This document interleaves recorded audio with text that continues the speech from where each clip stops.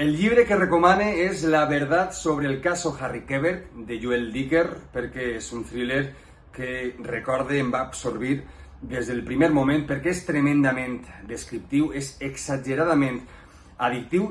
De fet, recorde donar excuses per no eixir de casa, per poder llegir-ho, perquè literalment el convida a formar part de la història des del primer moment. A més, és un llibre complex perquè tracta moltes arestes. Tracta l'amor, també les mentides, les relacions, tracta l'escriptura i com de relatiu és l'èxit segons el context on es miren.